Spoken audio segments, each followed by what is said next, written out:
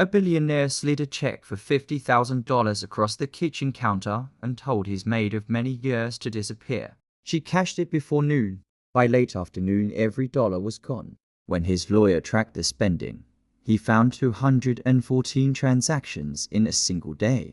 Not one of them made sense until he visited the address on the final receipt. Cassian Blackwood had a rule about people. Everyone had a price. You simply had to find the number. He had learned this from his father, the late Reginald Blackwood, who built a vast construction empire on exactly that philosophy. The old man would say it over Sunday meals, over business meetings, over the slow burn of evening palm wine. Show a man the money, Cassian, then watch who he really is. Cassian had watched. For more than a decade he had watched, and he had never once been wrong until Amara Solank. She had come to him through a placement agency years earlier.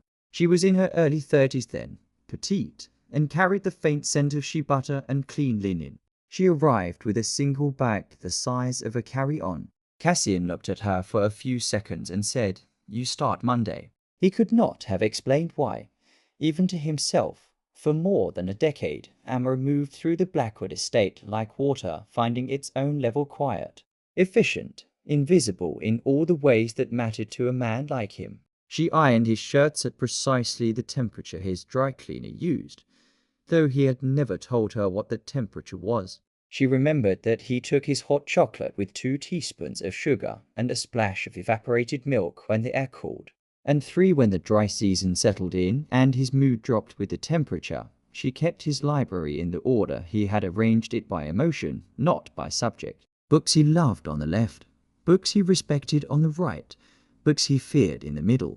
He had never told her the system. She had simply observed it and maintained it.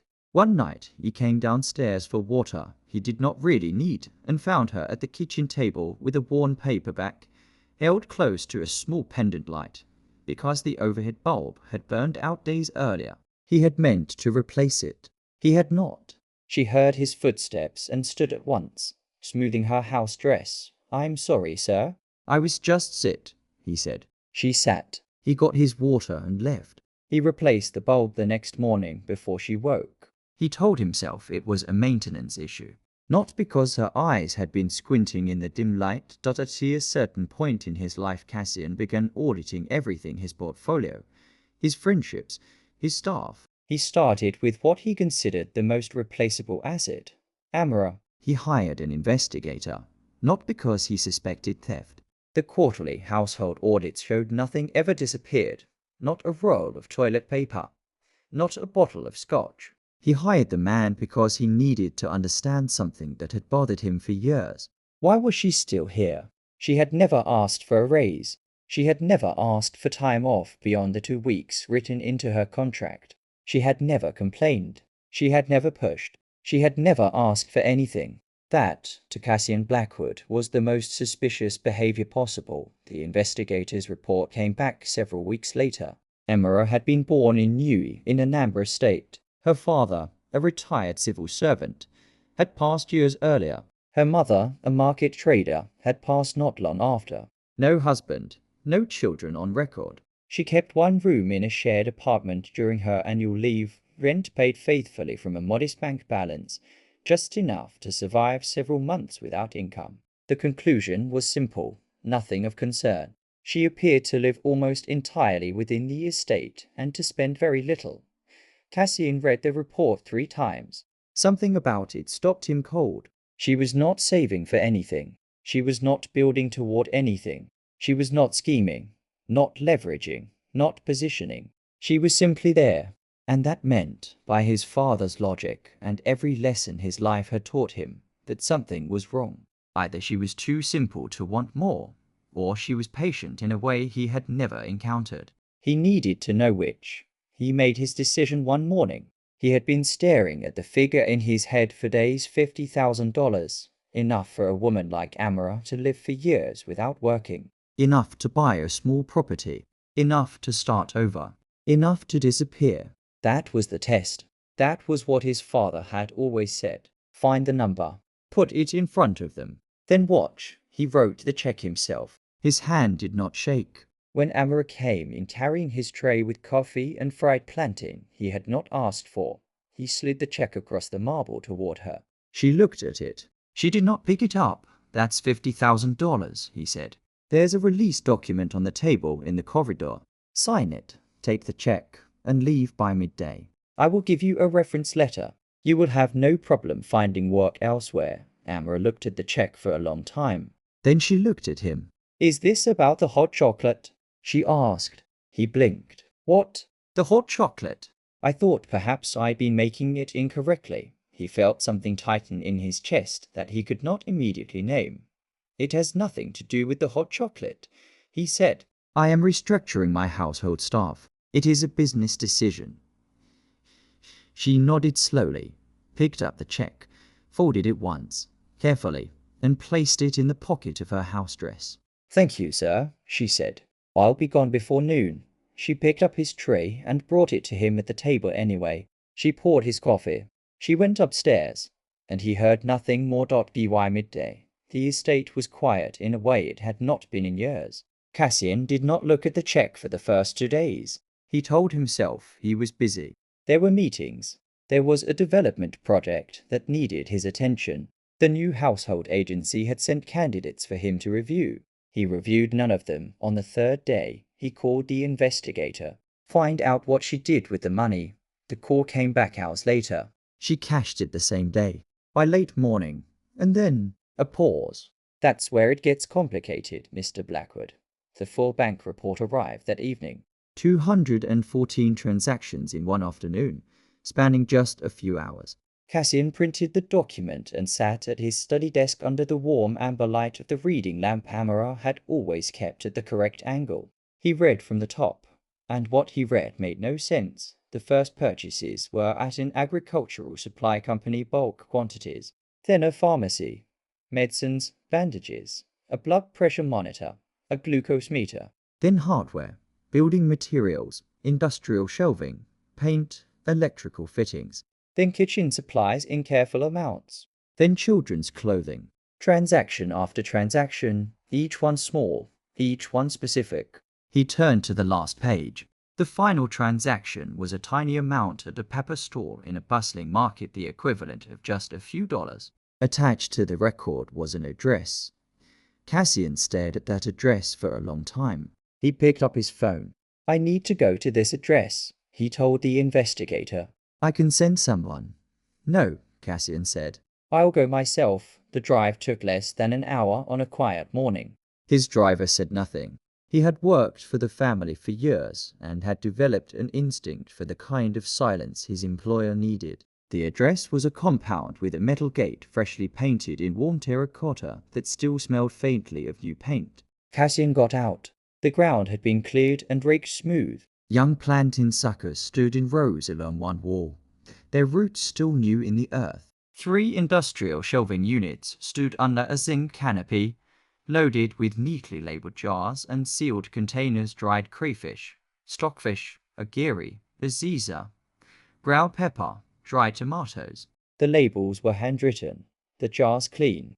The smell reached him before he had fully crossed the compound. Pepper, fresh onion, palm oil warming somewhere inside. Ogbono, the fermented oil bean he had not smelled since his mother's kitchen decades earlier. A small boy ran across the compound, maybe 4 years old, in canvas shoes, and disappeared through a doorway without noticing him. Then Amara came through the same door. She was not in her grey house dress. She wore a deep Ankara wrapper in rust and cold, knotted at the waist. Her hair was loose, natural coils he had never seen before. She looked younger, or perhaps she had always looked this way, and he had never had occasion to see it. She stopped when she saw him. She did not look surprised. She looked like someone who had been expecting a visitor and was only uncertain about the timing. Come and see, she said. She walked him through everything. Not quickly, not as a tour, but the way a person walks someone through something they have thought about for a very long time and are only now being asked to explain. The first room had been a storage space. The floor had been scrubbed to raw concrete. Along 3 walls stood the industrial shelves. On them sat jars and containers, all labeled, all sorted, dry goods, she said. For distribution. To whom? The market women in this ward. And others. She paused.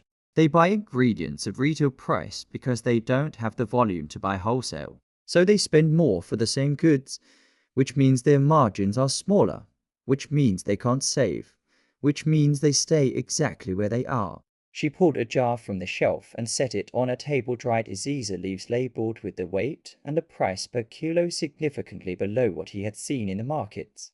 This way they buy at wholesale price. The suppliers agree because I am buying in bulk. The women buy from here instead of the open market. You negotiated wholesale contracts in one afternoon. I have been thinking about the contracts for years, she said. I just needed the capital. She did not say this with pride. She said it like someone stating the position of a chair in a room. She walked into the second room. It smelled of antiseptic. The shelves held medicines, bandages, wound care supplies, a blood pressure monitor, a glucose meter, cold packs. The women in the market don't go to the hospital, she said. The transport cost alone is days of income. So they manage blood pressure with prayer. They manage infections until the infections manage them. She gestured at the shelves. I sourced at wholesale rates, basic medication, and once a week, a retired nurse comes to check on people. Cassian said nothing. He was looking at the glucose monitor. His mother had died of complications from unmanaged diabetes. She had been a market woman for decades. She had managed her condition with prayer. He looked away. Amra took him to the third space, a room with low tables and small chairs, the kind that belonged to children between 3 and 7. This was where the sound was coming from. Several children, all small, focused on coloring, stacking wooden blocks. One small girl slept on a mat in the corner with a stuffed rabbit tucked under her chin. The market women have no one to watch their children, Amra said, so they bring them to the store and the children sit in the heat and breathe pepper dust all day. Or they leave them at home with whoever is available, which is sometimes no one. She paused. This room is open from early morning until evening. It is supervised by 2 women from this compound who are paid a daily rate. You hired staff, 2 women who had no income. Yes. Cassian stood in the doorway of that room for a moment that stretched longer than he had intended. The small boy in canvas shoes he had seen earlier was here now, sitting at one of the low tables, carefully drawing something with a thick green crayon. His tongue was slightly out with concentration. Whose child is that? Cassian asked. Jabari. Amber's voice changed slightly, softer at the edges. He is mine. Cassian turned to look at her. The investigator had found no record of a child. He was born a few years ago, she said. Her voice was steady. His father left when I was 4 months pregnant. I did not register him where I was born because I intended to do it here, and I had not yet done so. I brought him to stay with my cousin in this neighborhood. I visited on my days off. She paused. He did not know the Blackwood estate. He knew my cousin's compound. He knew this neighborhood. Cassian understood then the single rented room, the savings that never grew, the money going somewhere the investigation had never thought to find. The money had been going to her son. He came back weeks later. He told himself it was to conduct due diligence, to understand the full scope of what she had built. He brought his accountant, Lydia Hart, who spent several hours going through amorous receipts and meticulous spreadsheets kept in a battered exercise book and in a simple phone document.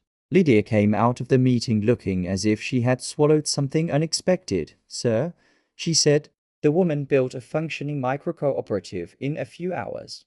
I know, the model is scalable. The cost structure is efficient. The supplier contracts are favorable. The childcare component alone fills a documented gap that several organizations in this state have failed to address for years. She paused. She financed all of this for $50,000. I know, he said again. She's missing one thing, Lydia said. What? Legal registration. If this grows, and it will grow, she needs a registered entity to protect herself and the women in the network. Cassian looked at the compound, at the painted gate, at the plant in suckers lined up along the wall. Set it up, he said. Lydia blinked. Sir, whatever she needs to register legal fees. Government filings, whatever it takes, do it. Bill it to me. And the business structure? Ask her, he said. It's her business. He did not tell Amara what he had instructed. He let Lydia make the call. He sat in his car outside the compound and looked at the terracotta gate and tried to identify what he was feeling. It was not guilt exactly. He was not a man who dealt easily in guilt. It was something closer to revision, the slow, uncomfortable movement of a belief that had been fixed in place for decades beginning to shift. He had given her $50,000 to find her price, to watch her take the money and become what people with nothing always became when you handed them something. Smaller, faster, more afraid. That was what his father had promised. That was what decades of transactions had confirmed. She had taken the money and built a system. She had taken a test designed to diminish her and turned it into a foundation. He was the one who had calculated wrong. The legal registration was completed within weeks. The entity was called Uzoki Women's Cooperative Society Limited, Uzoki meaning Good Road in Igbo, a name Amara chose herself. Cassian did not attend the registration. He sent Lydia and a junior associate from his legal team. But he did something else. He called the leader of the Market Traders Association, a man he had done business with for years. I need you to know something, Cassian said. There's a woman in Ikorodu. Her name is Amara Solank. She runs a cooperative. She is doing something real. I want you to connect her with whoever needs to know about her. The man was quiet for a moment. You vouching for her? Yes, Cassian said. He had not used that word about another person in longer than he could remember. Yes, I am. He made another call to the primary health care board. Then he called Amara herself. She picked up on the second ring. The cooperative has legal standing, he said. You will have the document soon. A pause. Thank you, sir, she said. Stop calling me sir, he said. You don't work for me anymore. Another pause. You replaced the light bulb, she said. He didn't understand for a moment. Then he did the kitchen bulb. The night she had been reading with her eyes close to the light. It was a maintenance issue, he said. Yes, she said quietly. It was. He visited the compound again months later. The terracotta gate was the same, but the compound was different. There were now many more shelving units under the zinc canopy. The supply inventory had grown. The children's room had been expanded into a second space for older children, where a retired teacher came several mornings a week. There were more women working in the dry goods room, nor organizing delivery runs. The health station now ran with the retired nurse, joined by a young pharmacist who had graduated but could not find hospital placement and was now doing something useful with his degree. Jabari was in the children's room. He did not look up when Cassian entered. He was coloring a rhinoceros with a brown crayon, but he had changed its stripes to purple. He did not seem to think this required any justification. What is that? Cassian asked, crouching. A rhinoceros, said Jabari, without looking up. Rhinoceroses are not purple. Mine is, said Jabari. Cassian straightened. Amara had come to stand beside him. She smelled of pepper and something warm. He has opinions, she said. I can see that. They stood there for a moment in the small bright room. The sound of children's movement around them, crayons on paper. The soft thud of wooden blocks. I still don't understand one thing, Cassian said. What? The last transaction that day. The small one at the pepper store. Amara smiled. It was the first full smile he had ever seen from her. It changed the entire geometry of her face. The groundwork, she said. I needed to know the going price for peppers in the market that day before I set the cooperative's wholesale buying price for the week. I couldn't set the price without knowing the baseline. You spent a few dollars to do a price survey. Yes. I was almost out of time before the markets closed. He looked at her. She looked at him.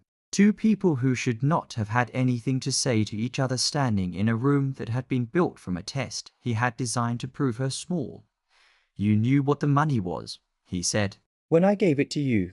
She considered this carefully before answering. I knew what you believed it was. A price. An end. She paused.